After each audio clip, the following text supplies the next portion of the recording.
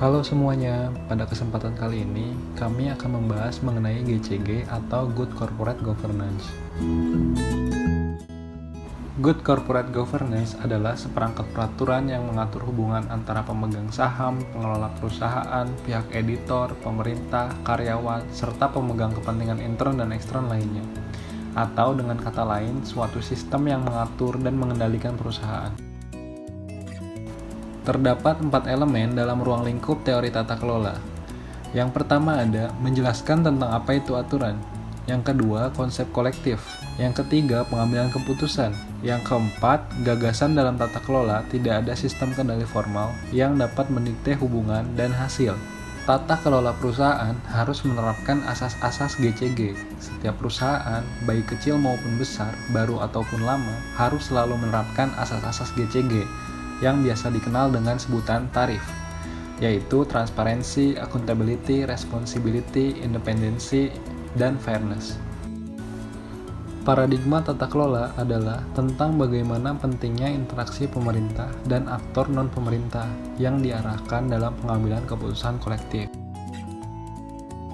Terdapat 5 jalinan teori dalam membuat tata kelola bekerja. Yang pertama, teori manajemen jaringan. Yang kedua, teori delegasi. Yang ketiga, teori interpretasi sosial.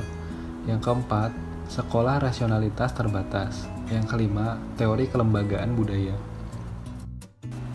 Dalam kerangka kerja teori manajemen jaringan, terdapat 4 cara utama di mana jaringan dapat dikelola, yaitu yang pertama, pembingkaian tata kelola mandiri secara langsung. Yang kedua, mendongeng langsung. Yang ketiga, dukungan dan fasilitas langsung. Yang keempat, partisipasi langsung. Para ahli teori delegasi berpendapat bahwa kunci tata kelola yang efektif adalah mendapatkan struktur delegasi yang benar.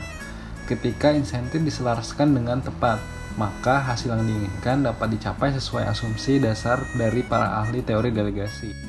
Kemudian, pesan utama dari teori delegasi yaitu jika para pelaku politik kekurangan waktu dan sumber daya untuk mengawasi orang-orang yang ditunjuk secara permanen, mereka dapat mengatur kebijaksanaan birokrasi melalui akses mereka ke lembaga pembuat aturan.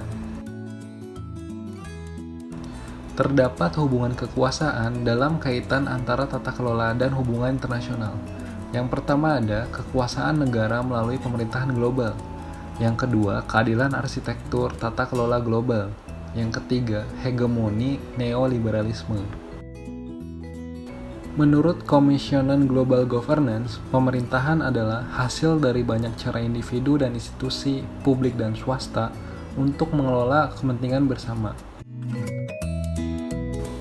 Kajian sosiohukum berkembang dari tradisi penelitian empiris yang dilakukan oleh para antropolog dan sosiolog yang mempertanyakan hubungan antara hukum sebagaimana dipahami dalam disiplin hukum dan proses sosial yang lebih luas.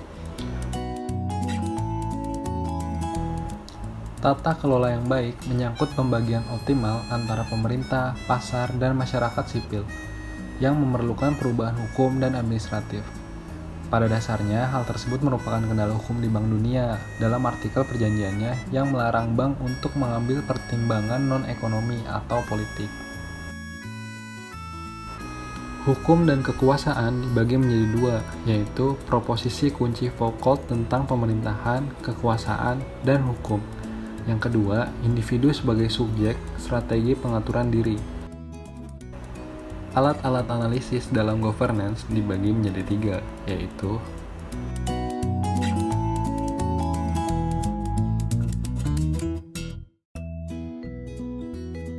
OECD memandang peran tata kelola perusahaan sebagai 2 hal. Yang pertama, mencakup cara pemegang saham. Yang kedua, terkait dengan kebijakan publik dan kerangka regulasi hukum yang memadai. Bentuk komparatif dari sistem pemerintahan telah menyebabkan munculnya penjelasan yang bersaing untuk keberadaan mereka.